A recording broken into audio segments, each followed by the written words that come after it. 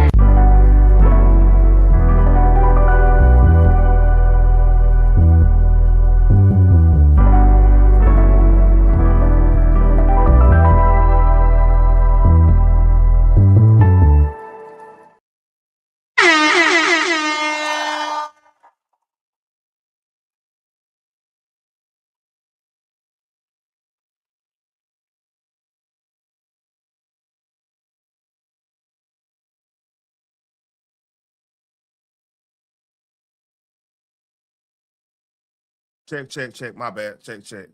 Yeah. Let's do this again.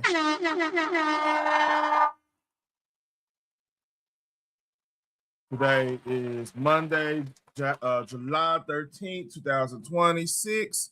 This is TTB After Dark, episode 60. I'm your boy, Taryn the Black. A lot of stuff going on today, man.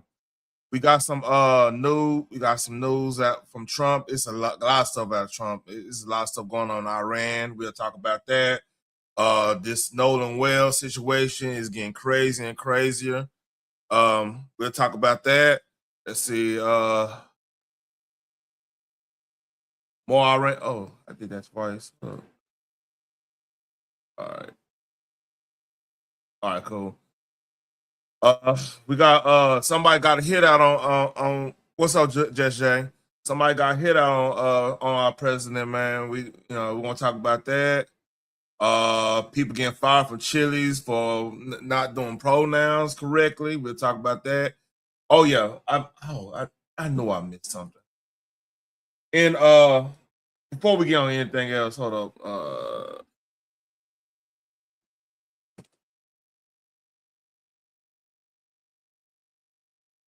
Yeah.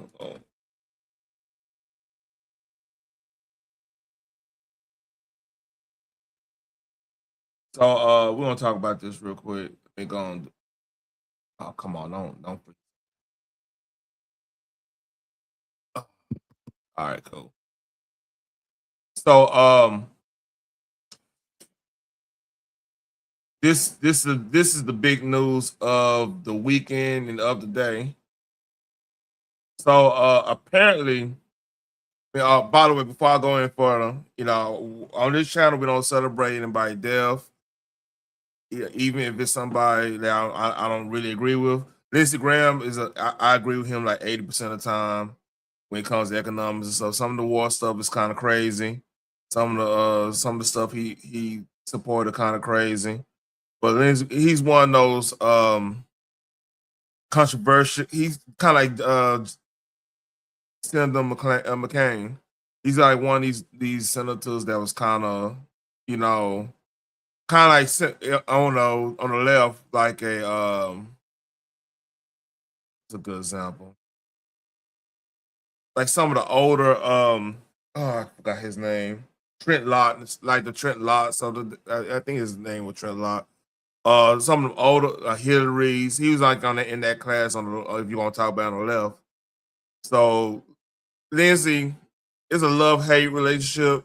Sometimes he got on my nerves because like he'll be against some type of he'll be against something that like I'm really for, like as in that's dodgy. I don't know what you're talking about. Oh shit! Hold up, y'all. Hold up. I just remember something. Give me a second.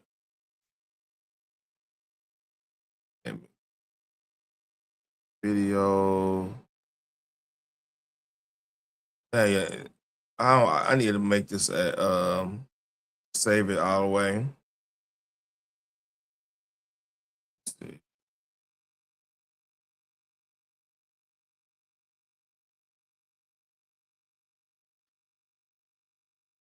Give me 1 second.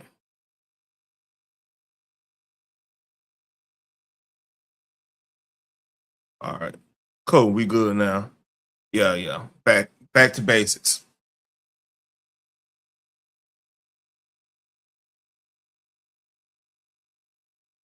Yeah.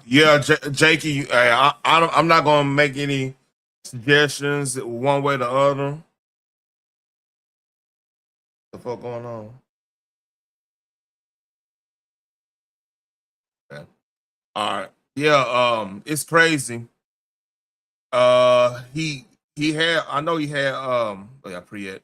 I know he had heart condition. His dad. He talked about that in his book and everything. But like, so basically, he will meet in Ukraine. Ukraine. That whole situation is crazy, just because of like Putin. I didn't understand why he did that. You know, it's just a lot of stuff going on. I don't understand Ukraine. Why they want to be in EU? It's a lot of, like I said, little stuff like that.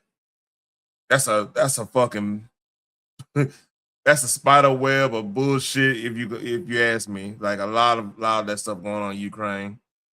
The whole Ukraine Russia thing in general, it's bad business all across the board, in my opinion. After El's return from Ukraine, brief and sudden illness following reports of cardiac arrest at his home on Capitol Hill. Coincident in a similar 911 call related to a cardiac arrest at Michigan. Yeah, that is crazy. That's very crazy. Let's see how this is the photo he had. Happy birthday. Thank you very much. Thank you for coming, Lindsay. Yeah, Yeah. got a little update for you here. Yeah, Just tell me when I can talk. But good visit with the president, right? yeah. I think that we had really a good meeting. Yeah, I the think mood so was too, good, yeah. and we had some very important results. And I think that the decision of President Trump about licenses, positive signals about Patriot licenses, very important. Yeah. Let's see. See if there's any more. What's up, Miss Chicago? Today on So this is like the most controversial part of this. So if y'all don't know how it works, governors can appoint when if there's a case of a death of a senator or somebody been like a controversy been might been impeached held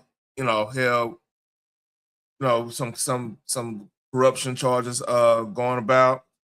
The governor can't supposed to be able to appoint a senator. It's just how it works.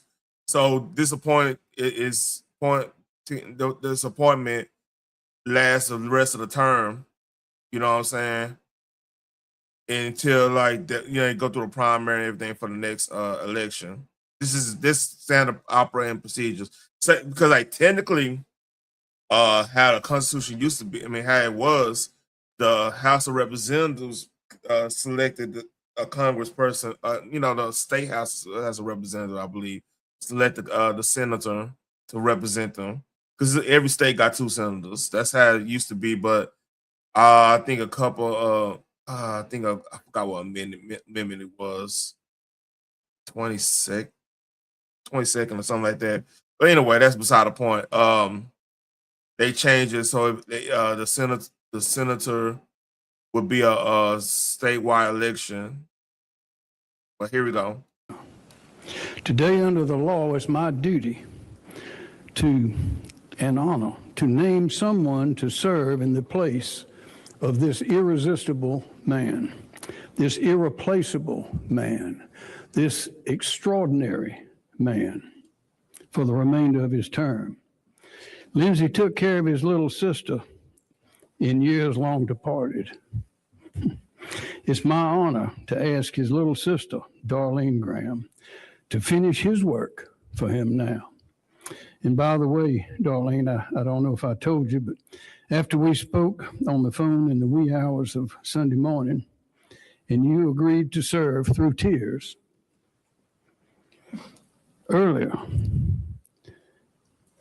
I had wondered what you would say, and I was humbled by your quickness to see the duty that you had to serve.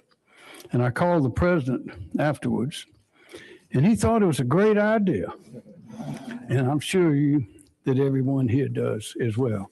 Darlene, little sister, come forward, please.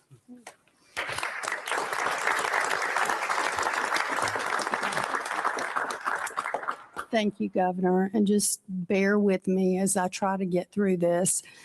But first, I just want to say one thing I've never heard Lindsay described as is irresistible. So, okay, we'll just start with that. But first, I would like to thank everyone who has called and reached out over the past couple of days. I can't tell you how much it's meant to me and our family.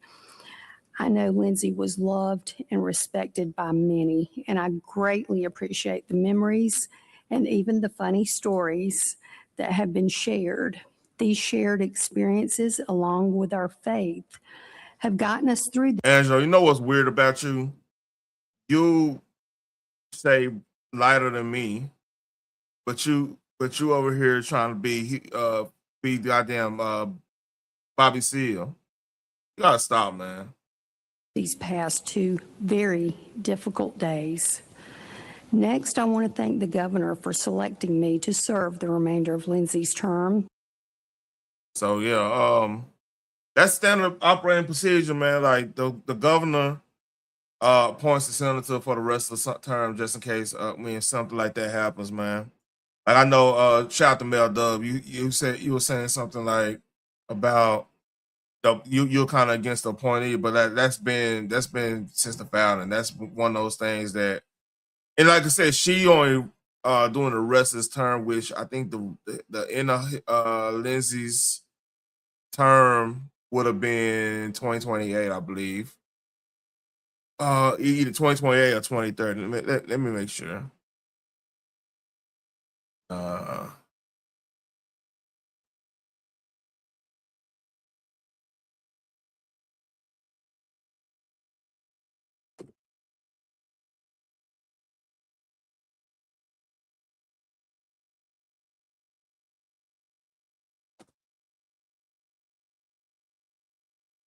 Oh, whatever. Let's see.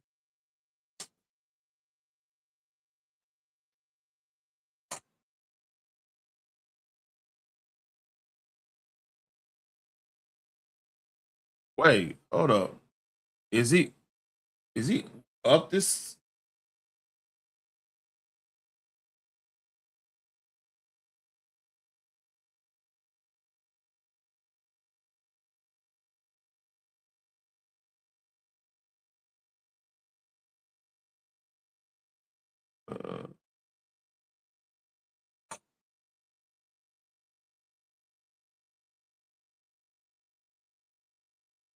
I don't think I think he up 2028. come think about it. I think he up 2028. But yeah, that is, you know, that's that. So it's some big news about to happen on Thursday night. Actually, tomorrow night is gonna be some big news. Secretary of State, I'll talk about that a little later on. But apparently, President Trump Thursday evening speech to the nation will reportedly show newly declassified intelligence reports that reveal a foreign nation's plan to interfere in the 2020 presidential election. The president will reportedly be joined by CIA Director John Ratcliffe, acting DNI, Bill, Pote, FBI Director Kash Patel, and DHS Secretary Mark Wayne Mullen. So there's about to be some shit going on to Thursday. Then tomorrow, I'll just let it play. Meeting with hundreds of top generals and admirals from around the world. Military sources telling Fox News that this is set for Tuesday at a Marine base in Virginia. Chief National Security Correspondent Jennifer Griffin reporting live from the Pentagon. Hi, Jen. Hi, Martha. The meeting, first reported by the Washington Post, has since been confirmed by Fox News.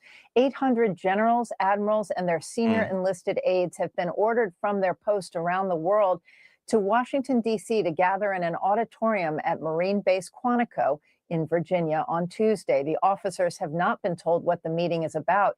The invitation has sent shockwaves through an already fearful officer corps who have been on the receiving end of angry outbursts by Secretary Hegseth, who routinely threatens to submit them to polygraphs. Some express concerns that bringing all the military brass to one location in D.C. is an unnecessary security risk and question why the meeting cannot be held on a secure video teleconference call, especially at a time of rising global threats and cost cutting as the government faces a possible shutdown. Pentagon spokesman Sean Parnell confirmed the meeting, but gave no details other than Secretary Hegseth, quote, will be addressing his senior military leaders early next week.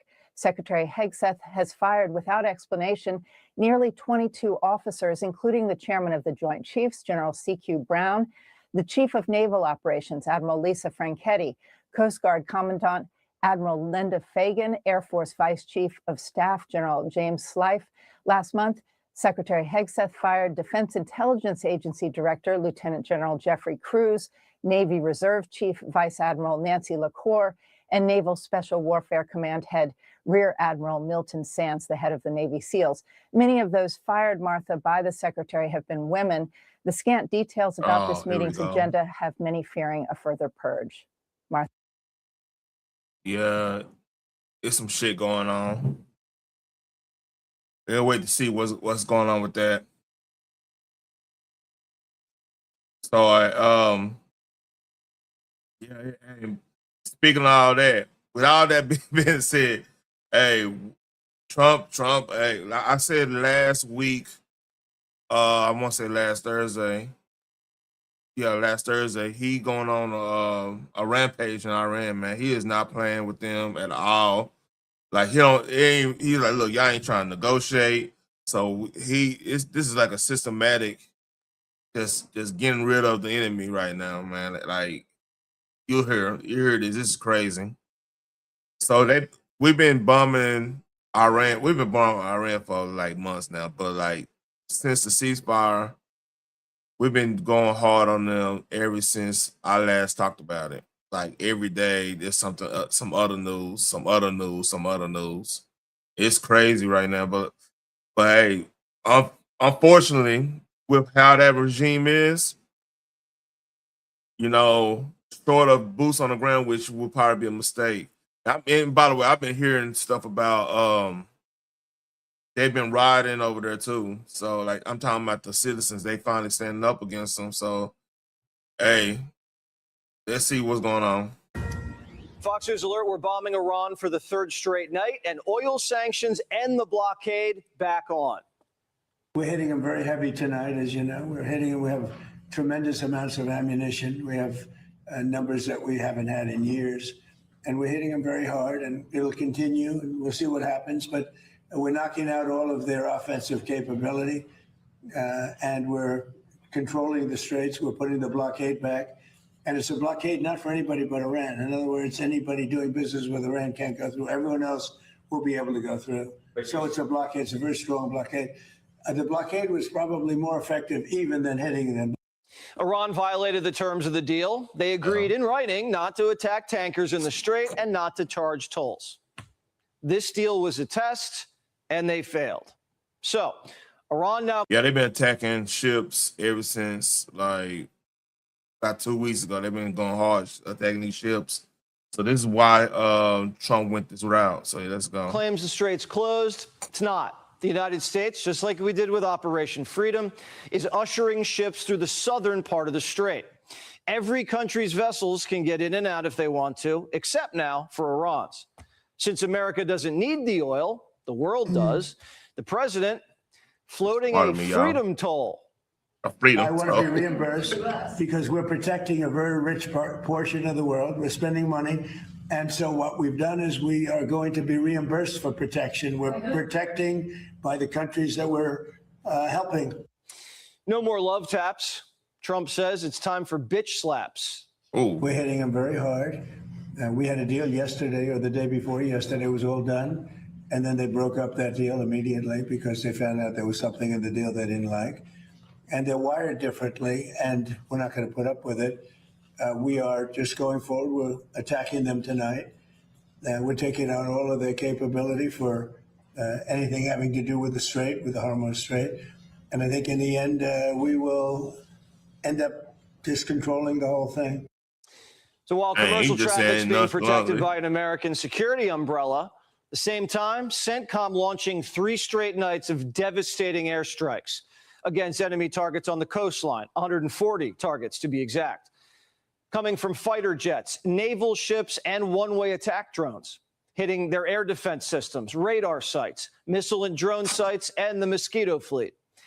And for the first time ever, we deployed one-way attack sea drones.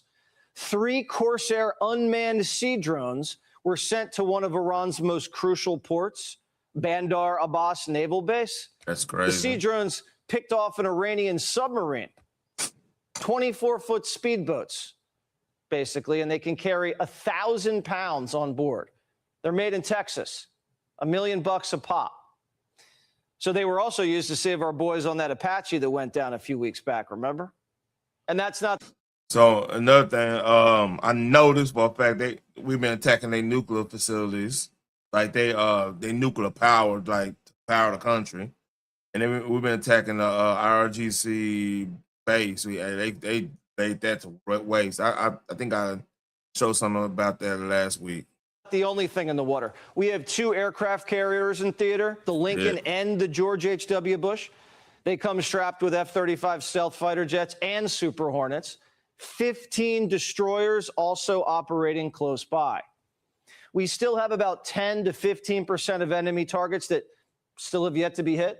Not because we couldn't hit them, but because we decided to show a little mercy and cut a deal. But the Iranians, they violated it. Why? Well, the decapitation strikes at the start of the war were so successful, we completely fractured the Iranian leadership. And now it's clear that the politicians who signed this memorandum of understanding didn't have the clout to enforce it. Yep. The military faction, they don't want peace, and they see their power slipping away. So they're talking about the military faction of the IRGC. That's their political, that's kind of like a ruling political party. Similar to how like the communist runs like whatever the communist country is. Or like the Nazis back in Nazi Germany. You know what I'm saying? That's how their country works. Like the theocrats run that country. That the party that supports them, everything. So it's a theocracy. Let's read. They don't want us to come get the dust. They don't want to make a deal with the devil. And they're broke. And they only have one card left to play, and that's terrorism. Yep. Firing on unarmed commercial ships, firing missiles indiscriminately at their neighbors. The president's probably considering another round of decapitation strikes. And we have the intel, sources on the ground and eyes in the sky. We know where everybody is, even the gay Ayatollah. Oh, that's hilarious. They misbehave, pain. That's why we structured the deal like this. The president's had enough. We're going to take out Pickaxe Mountain. Tell the Iranians to be ready. I will. Let them know we're coming, okay? There's not a damn thing they can do about it. Pickaxe Mountain is where U.S. intelligence believes the enemy was going to move their enriched uranium at the start of the war. Yep. Now Trump's threatening the kill shot. And their crown jewels on the table. Here's former CENTCOM General Frank McKenzie. Seizing Cargill, and should we elect to do that? And I would just say as an aside, that's something we should think about doing, because possession of Iranian soil would be a significant factor in future negotiations with Iran. Today, oil closed in the high 70s, still down from 120 at the start of this. Gas prices have fallen considerably since spring high. So the reason it's falling down, like the gas price is falling down, because they can't really stop the oil from getting out of the strait anymore. So if y'all don't know, like WWE literally had an event a couple of weeks ago in Riyadh. So that should tell you the security, what they think of the security measures. I mean, the capabilities of Iran right now. Saudi shouldn't be, and the Gulf states in Saudi, they actually helping out right now. So it's crazy. So it's all this stuff is going to be interesting.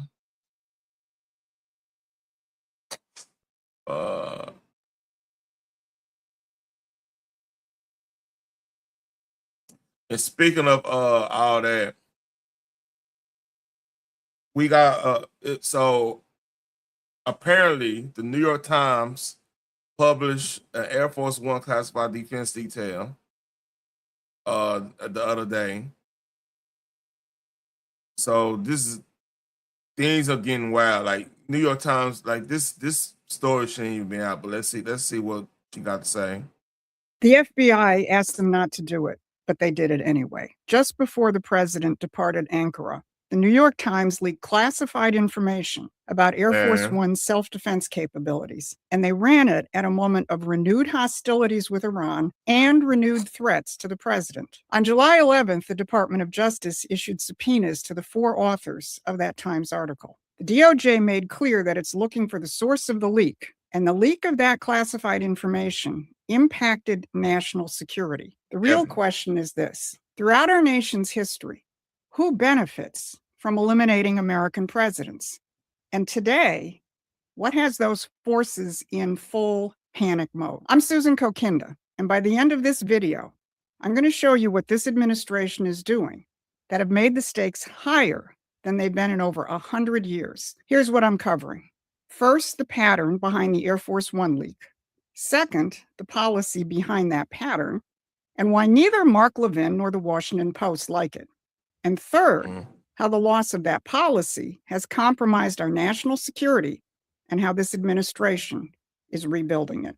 So the New York Times reporters have been subpoenaed to testify before a federal grand jury in Manhattan on Wednesday, July 15th. The subpoenas were issued by Jay Clayton, the U.S. attorney in Manhattan. Excuse me, y'all. Now, Clayton is clearly not a lightweight. President Trump has recently nominated him to become the new director of national intelligence. That's Tulsi Gabbard's last position. And his confirmation hearing is scheduled for the same day that the reporters have been ordered to appear in court. So as this plays out, the narrative is already being framed. On the one side, you'll have those wrapping the New York Times and its reporters in the First Amendment. On the other side are the justified charges that the New York Times is fake news, it was an integral part of the first-term coup attempt, and it is just terminally anti-Trump. But there's something much deeper going on here. Aside from the WHO involved in the Air Force One leak, a leak which clearly threatened the security of the President of the United States, the more important question is the why. Now, See what's so crazy about it? Like, if you had that leak, that means there's other leaks out there that might affect other Congress people, Democrat or Republican. So it's kind of crazy that leak even came out. Let's read. Trump himself named it over 2 months ago in the wake of the armed attack on the White House Correspondents' Dinner, which he and much of his cabinet were attending. He was asked by a reporter why he thinks this keeps happening to him. Well, I've studied assassinations, and I must tell you, the most impactful people, the people that do the most, you take a look at the people, Abraham Lincoln, I mean, you go through the people that have gone through this where they got them. But the people that do the most, the people that make the biggest impact, they're the ones that they go after. They don't go after the ones that don't do much because they like it that way. If you want to talk about our leaders, I mean, just name all them. It's funny, all the male leaders in our community get taken out, except for the ones that take the deal or whatever. Just an observation, And when you look at the people that have either, whether it was an attempt or a successful attempt, they're very impactful people. Just take a look at the names here, the big names. Did you catch that? Yeah. The president told you that there's a pattern, and he named one of the big names, Abraham Lincoln. 36 years later, another big name, William McKinley, was assassinated. Those two presidents bookended the 19th century American system revival. Lincoln launched it, McKinley perfected it, and both paid for it. Donald Trump is now reviving it again, by name and in practice. Understanding that is going to give you the basis to get above the head. Who else is causing these that they, Oh yeah, definitely. They need to be out of there. You dead on right about that. Lines. And if you want the real storyline, the one they've spent 100 years over the past 100 is in the description. Over the past 100 years, by the establishment media like the New York Times, the schools, and the think tanks. Abraham Lincoln and William McKinley were a threat to the British Empire because they embraced the system that made our country the most powerful in the world, the American system of Alexander Hamilton. And on the 4th of July, President Trump said it out loud in addressing the challenge of another system, communism. Communism is a loser, and it always will be. The communist system is the opposite I was of listening the to this before we American went to go see system, the and fireworks. communist system has never worked. Did you catch that? He said the American system. And that wasn't a one-off by the president. He said the American system is the opposite of the American system, and the communist system has never worked. Did you catch that? Yep. He said the American system. And that wasn't a one-off by the president. His team has been openly giving speeches about Hamilton and the American system for months now. And most recently, Vice President J.D. Vance threw down the gauntlet in terms of what the American system is replacing. The vice president went on the Michael Knowles show, and he said the quiet part out loud. He said the economics of the American right are now much more Alexander Hamilton than Milton Friedman. And he called that Hamiltonian tradition the future of American conservatism. Well, the free market establishment lost its mind in attacking Hamilton. Mark Levin jumped in to Milton Friedman's defense. He said, President Reagan was a great admirer and friend of Milton Friedman. He often sought his input on economic policies. And then he attacked Hamilton as socialism light. The so-called nationalist populists are more socialist light than capitalist and Republican. And then he said he was looking forward to the debate. Well, so are we. Yeah, I want to see Because here's where it gets even more interesting. Other free market defenders came at the argument from exactly the opposite side. The president of the Club for Growth, David McIntosh, told the vice president flat out that he was dead wrong, insisting instead that Hamilton was really a free marketeer all along. So the free market defenders can't even agree on what Hamilton was.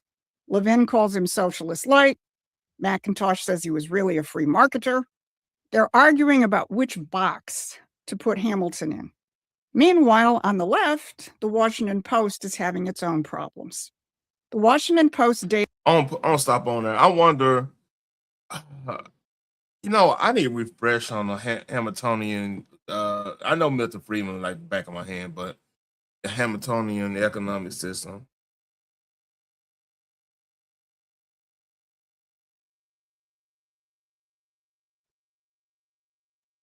Let's see. All right, we'll go here. I'm just using AI overview. Hamiltonian economic system is an early American framework of economic nationalism champion. Oh, so they call it. They're gonna probably call it protectionism. Designed to liberate the U.S. from European dependence, it features three main pillars of federal assumption of revolutionary war debts. Oh, creation of national bank and protective terror. Ah, I see. I see. See,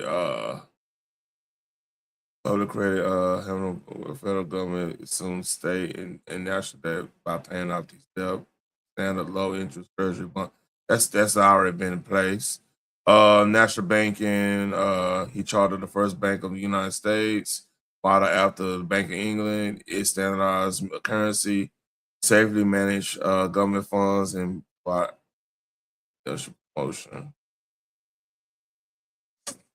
Oh, okay. All right, I get it now. I see why. See, because the tariffs.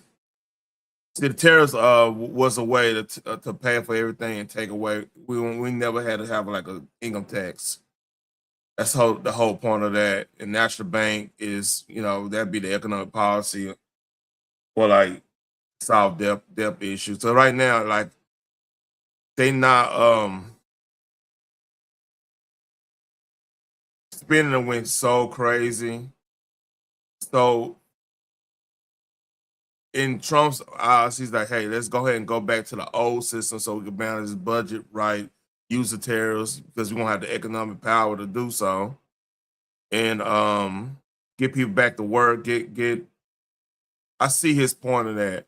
Because in the same time when spending wasn't this out of control and stuff, free market would have actually been working, especially if you got an enemy like the Soviet Union right there.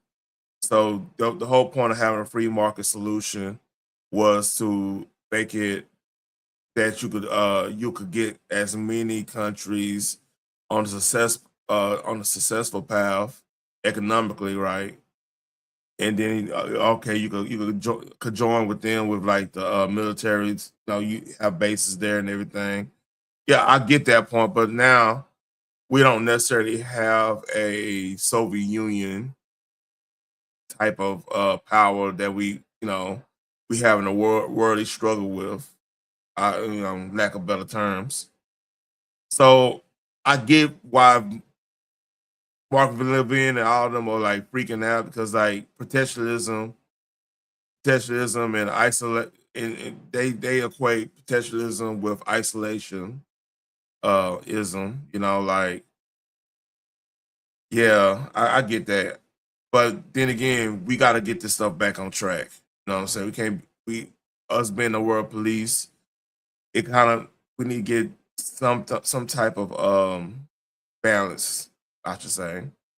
David Lynch published a piece on Sunday with this headline: Trump attacks communists. Both want a bigger government role in the economy.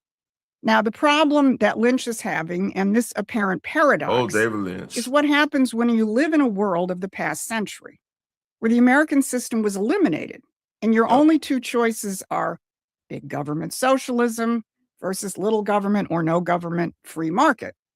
So in that world, if Donald Trump and J.D. Vance and Scott Bessent want to use the powers of the federal government to protect and advance industry, and with it, the wages and living standards of American workers, the only thing Lynch can compare it to is socialism. Well, before joining the Washington Post, Lynch reported for Britain's Financial Times, a paper that's been preaching free trade from the City of London for almost 100. So free trade, see, because when you have the Soviet Union as a big bad guy, right? You do free trade. The the biggest group that's going to benefit from free trade is the European powers, because like we need them because they're gonna be the essential front line of they're gonna be essentially the front line if any war happened with the Soviet Union. So you kind of need to have them up to par, have our bases there, have them start developing their own thing. See, then the downside of that, because they had free trade, they didn't have to compete really in the marketplace when it comes to economic marketplace, I should say. So that's when the that the healthcare stuff started popping up, the nationalized healthcare, so they don't have to pay for the military, don't have to compete economically with everybody. So now they can plug all their resources in, in a national healthcare system. That's why they're able to have it. See, because if we didn't do the brunt, because like basically our income tax is, when we pay income tax, it's going everywhere. It's here. Once it get to State Department, it's going to every country in the goddamn world. You know what I'm saying? That's just the way it is. That's the negative part of the income tax. Because like at one point, when we were paying tariffs, I mean, that's the richest person in the country would have been the person who running the port, running the tariffs office and stuff. They gonna get all the bread back in the gap. But the thing is, there was some inequalities, like of course, like the whole like free slave thing, Jim Crow, which is a Democrat creation. I mean, if y'all don't believe me, read Frederick Douglass autobiography. He'll tell you what they were doing. All that's part of why we don't really have a connection with how that world is, because we always get reminded of the racist past and everything. But if you go look back in the late 1800s and stuff, like, hey, we were getting black folks buying land left and right. You know what I'm saying? Some people got good land, some people got bad land, but we made it work. So it's a big old can of wax. Let's read. 140 years. And ignoring the American system has been part of their business model.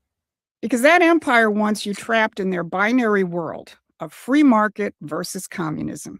Yep. It's a world that keeps Americans stupid and susceptible to the policies that have gutted our economic and national security over the past decades. Mm-hmm. The president, the vice president, the treasury secretary, and the rest of the team have broken that trap, and they've brought back to life a system that will restore our sovereignty and strength. And it is that system, which is being put into action, that places American presidents in the crosshairs. So here's the part they really don't want you to see: the disastrous effect of free trade policies on our economy and on our national security. Yep. Not in academic debates about money flows, but in empty welding bays with nobody standing in them. Friedman's free trade didn't just offshore cheap consumer goods. It offshored the productive muscle of our country, the skilled trades, the manufacturing, the workforce Hamilton's tariffs were built to protect. And this goes back to Cape of Man situation, trade and coding, salute to KB, that situation. It's being skilled. See, because my granddaddy, both sides, they were highly skilled. Like my granddaddy on my father's side only had like an 8th grade education, but he created 2 successful businesses. You know what I'm saying? My other grandfather, like he was older, he fought in World War II and everything. He was highly skilled, you know what I'm saying? And he taught a lot of us how to do a lot of stuff. And that is the way it is. They knew they were very capable of doing things. So when you don't gut the middle class or gut the working class, and you don't give them the incentive to learn. I ain't gonna say incentive. That's the wrong term. If there's no path forward of being highly skilled and stuff, without high tuition costs and all this stuff. Like people, they went and learned this stuff on the job and then become highly skilled at that job. It wasn't necessarily, you had apprenticeships and everything, but it wasn't necessarily you had to go to college for some of the trades and stuff you learned. So that made a group of people that was not, that could tell you no if you try to play with them and their money. So they're gonna be highly qualified, skill wise, to move around or make something at themselves without like a job, a boss or whatever. In the first place. And decades later, the bill has come due. And it's come due in the one place a nation cannot afford to be hollow, in defense industrial production. Yep. Listen to the dirty jobs guy, Mike Rowe, talk about the problem in an interview with J.D. Vance. I mean, for every 5 tradespeople who retire, like the one you just described, 2 replace them. Yep. And it's been that way 11, 12 years. So the math ain't great. Look, we need some sort of national effort to reinvigorate the trades. Yes. I don't think the solution is .gov. Y'all hear that? It's about to be a big push to get more trading. People to be part of the trades.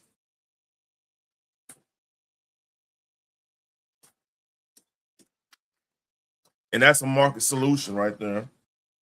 Like I'm gonna let's stop right here and let me tell you what's going on in the tech market, right?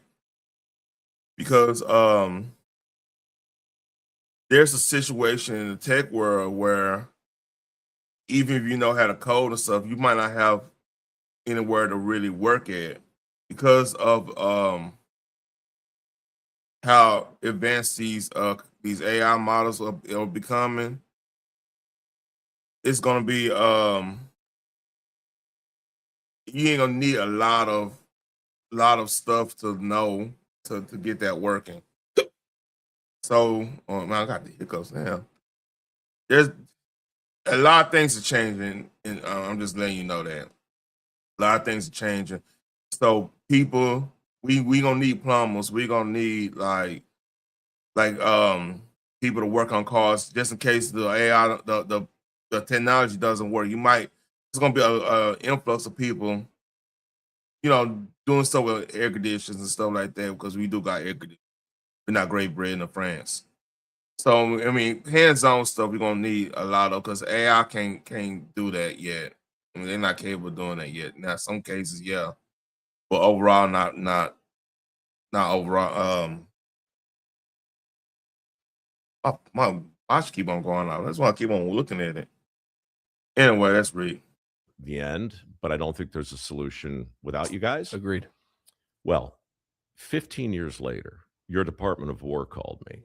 And I don't know if you've been read into this thing entirely, but the new campaign, they basically said yes to what I pitched 15 years ago.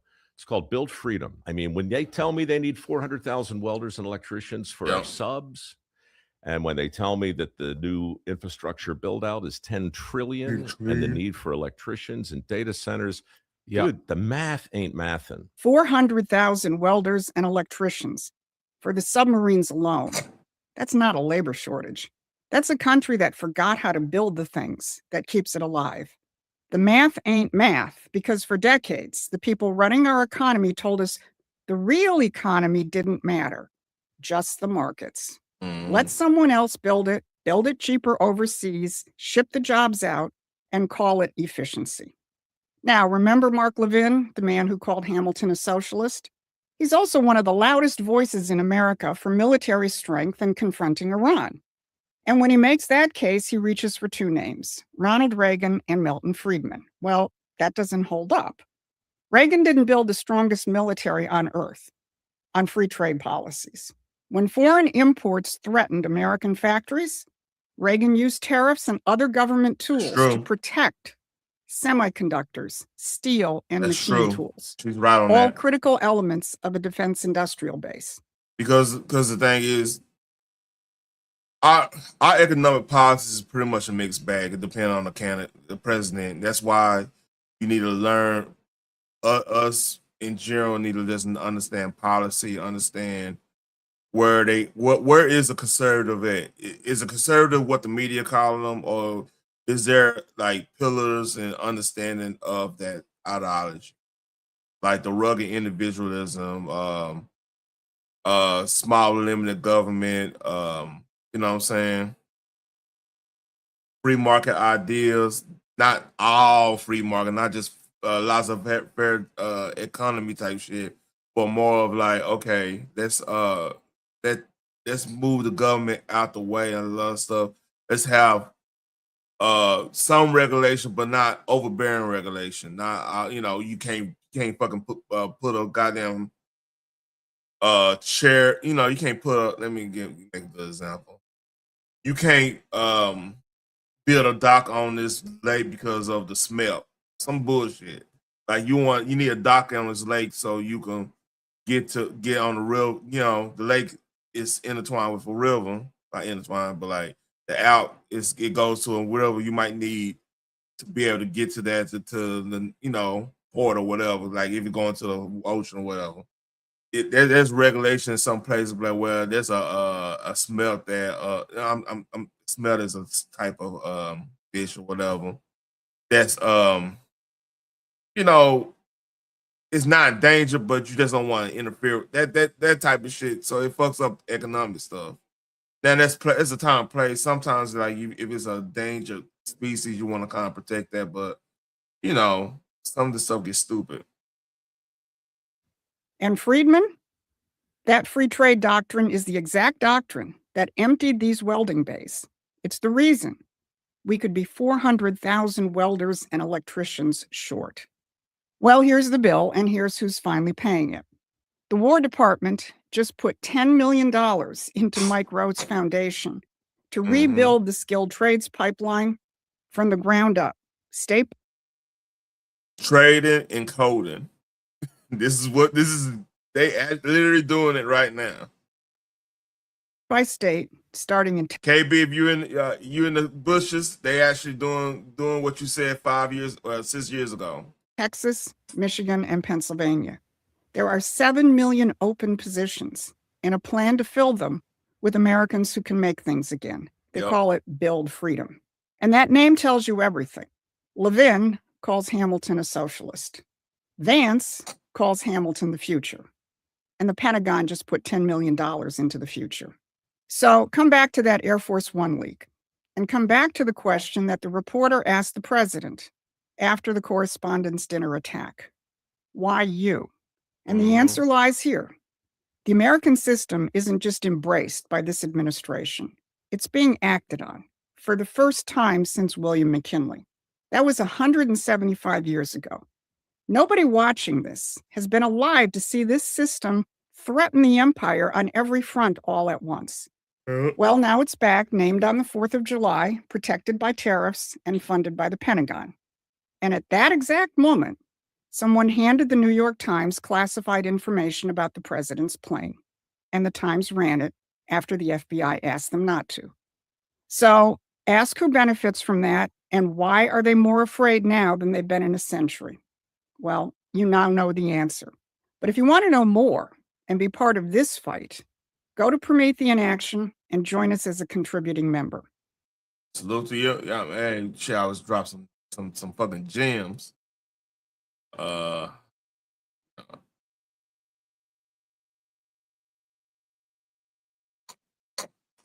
yeah, I think we need to that's all that makes sense. I think we need a transition, man. We need a good transition. Where is it? A man says he was fired from Chili's in Louisiana for calling a female by her actual name and not using quote they them pronouns. I am not participating in this shit anymore. Okay. You know what? Let's just hear what you guys say. I just want to thank everybody for reaching out, all of the comments, the messages, everyone tagging your lawyer friends, sending me messages. I appreciate it. This is a really weird time. I did not wake up this morning, expecting to be a warrior in this culture war fight. But, God puts us in positions that we don't really understand at the time. But one thing I know is that I'm not gonna let this go. This is wrong. This is an injustice. This is flat out bullshit that anybody even has to put up with this at work, much less get fired for doing nothing other than calling their coworker by their government name. I have never been fired from a job ever in my life before. It's crazy happening. It happened in Louisiana. That's pretty crazy there. Never been asked to quit, resign. I have never been asked to resign. I've never quit, been fired, period, ever. I've never been written up at a job. I have never been reprimanded, disciplined at any job. I have no disciplinary record at any job. And I got fired for the first time today from Chili's for doing the high crime of calling my coworker, whose name is Madeline, by her name, which is Madeline, and not referring to her as her chosen name, which is Fish. F-I-S.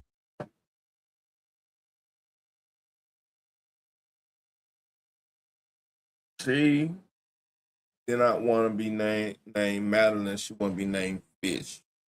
And we supposed to participate with this. Let's read. Sage Fish. I'm too old to. I'm just getting too old to. And I'm at a point in my life where I'm not participating in that shit anymore. I don't care. I don't care. I'll put my foot down, and I'm just not participating in it. And nobody can make me. Nobody's gonna shame me into participating in it. You're not gonna force me by controlling my money. You're not. Oh, you'll never get another job. People are telling me, oh, I'm never gonna get another job because of. You will never shame me or force me into changing who the fuck I am. Salute to that. That's crazy. That's insane. And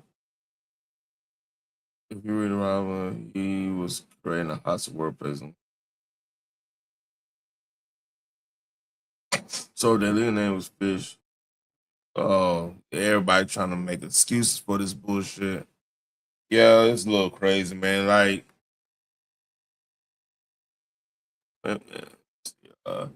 What's the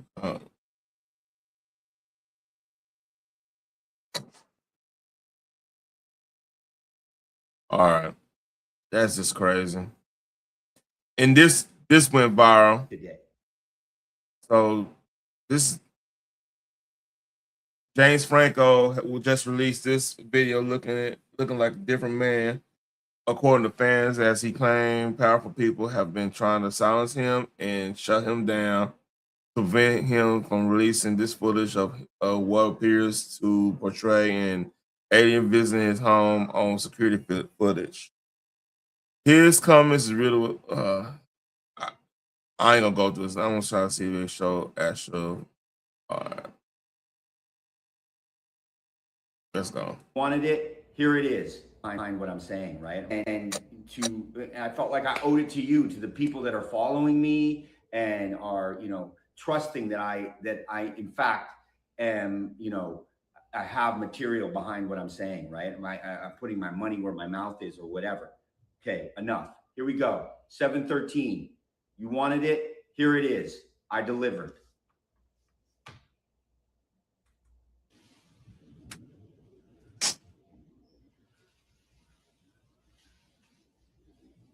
The fuck?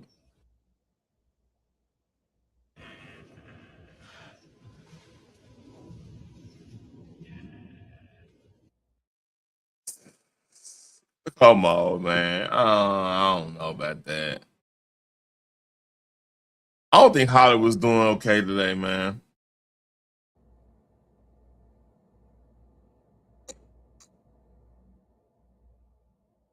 You like somebody trolling you, man.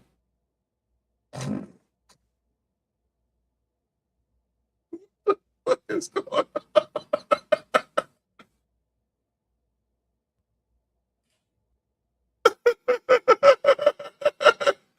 All right. Y'all got me. Now, here's the Hollywood ain't doing. This woman claims Hollywood actor Shia LaBeouf randomly walk up to her car, accuse her of stalking him, and come up to his house. He demanded her to stop. Hold up, I gotta see this shit. God bless you. Hi. How are you? Hey, you're scaring my dad. You're scaring my people. You hear me? You hear what I'm saying? God bless you. Leave me alone.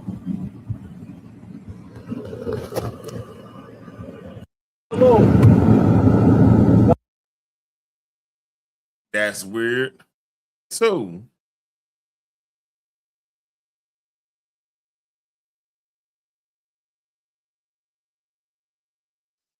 All right. We're gonna transition again. That was a little crazy.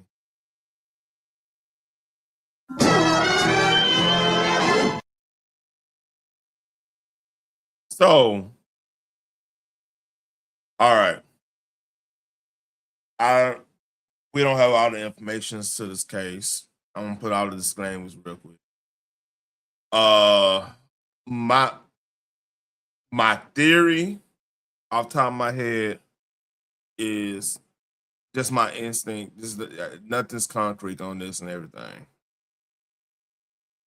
I feel like whoever, by the way, You Live on a Rock, this is the Nolan Wells story I'm referring to. If you know what, let's read this. Because there's a lot of stuff going on right now. A lot of stuff going on. A lot of misinformation. I don't know which one it is. Because until trial happens, until we actually know what's going on, if anybody get charged or whatnot, that's when I know it's real. This is a real situation, but I'm saying as in being some type of situation when it comes to like a murder trial. So that's why I'm reading. Let's read. There are two new photos that are circulating around the internet involving the Nolan Wells case. The first one is this one right here, where allegedly Nolan Wells is seen in the background, and supposedly this was taken on the night he went missing and was posted on Instagram by one of his friends, but then he immediately took it down. Now, keep in mind, this photo was posted by Ben Crump. Now, it was from the community, but obviously he's putting a lot of these stories on a bigger platform. The next screenshot is coming from a woman named Kim Brawley, and someone with the name of White Lotus Living left a pretty damning comment, if true. She's alleging that the boat was cleaned at 3 a.m. 3 days ago. All of this information is coming from the Instagram of Ben Crump, which, look, none of this is verified, and I'm going to get to the bottom of these two photos in this video. I'm Kimberly. I'm a former law professor with a JD LLM, a musical artist, a comedian. Okay, now this raises some alarms. I don't know if this is true, but I've just read that they... Okay, so the allegations are coming from this Instagram account, and pretty much they're saying that the boat that Nolan Wells was last seen in was actually seen being cleaned in front of Judge Cole's house at 3 a.m., which would be obviously super suspicious if it was happening. So I took it upon myself to see who White Lotus Living is. How would they know this information that not a lot of us know about yet? White Lotus is a small business, and they use their Instagram account for advertising. And after looking them up, you can see that White Lotus Living is an Australian store specializing in wellness, spiritual, and home lifestyle. They sell things like crystals, crystal healing kits, sacred smudge kits, etc. At first I thought, why would a person in Australia know anything about things that are going on in Mississippi? And then I thought, well, maybe the domain is just registered in Australia, right? You see this all the time, especially with drop shipping. And then I looked at their reels and realized that, oh, they're actually doing a in-person showing of their merchandise. And the location is in Kirribilli. And Kirribilli is a place in Australia. Now, why would someone in Australia know anything about what's going on in Mississippi, especially intimate details like that? Or maybe this person just knows that the people that are dumb enough to believe random comments on the internet are probably dumb enough to buy their gems and crystals and those sorts of things, and they're probably just doing a little bit of advertising. Tell you sisters and brothers, it is the right thing for us. I'm sorry you had to see that. I just thought it was funny and weird that an attorney is posting hype reels of himself on his Instagram account. Okay. That's it. That's crazy. I didn't know you doing hype reels. That's crazy. Okay, so back to the photo that was posted by Ben Crump that allegedly depicts Nolan Wells in the background in the pool with people on the night he allegedly went missing. Now, they're alleging that this picture was deleted by one of Nolan's friends once, I guess, they found out he went missing. Now, in today's age, it's hard to tell what picture is legit and not, but I still plugged it into Grok Super just in case. And it said that the picture looks mostly real, but has some suspicious elements worth noting, especially the areas you circled in red. Now, I didn't circle anything in red. This is how the picture was put online. Lighting and water glow. The underwater pool lighting creates a strong greenish blue glow on people in the foreground, which is common in night pool photos. However, the transition and how it hits some bodies and faces feels a bit inconsistent or overly uniform in spots. And yeah, I agree. And just look at the way that Nolan's actually looking back at the camera, allegedly, right? It is kind of suspicious. And why is everyone else up close to the camera for the picture? Why did the people in the background, why are they off doing their own thing? Look at the colors between the water, green and blue. I don't know. It doesn't look like a super authentic picture to me. It could be. We just don't know. Remember, a lot of these photos and videos are being amplified by Ben Crump, and he has the money and power to defend himself just in case he gets hit with a defamation case. Because what happens when this case resolves? If these kids are found innocent, we don't know, but if they are, they're going to be going after a lot of people that have been spreading these lies and rumors about them murdering their friend. This is why I don't know what happened. My gut feeling is it's two things. Either he I see the path to go with the other one, but if he got any altercation, it might be something with that chick. And somebody she know or whatever. That's my gut feeling. I don't have nothing concrete to say in it. That's all allegedly. I'm just in my head like theorizing, process elimination, like, if you on an island, if like an ex or somebody around, and anything like that could happen. But I'm on wait to really get into this. I'm waiting till actually we have more evidence, but because it's just an inkling I have. I don't have nothing concrete with that.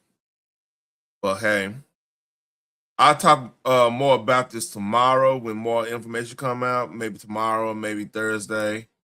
I'm tired. I'm dead ass tired. I'm about to go ahead and make a move and everything.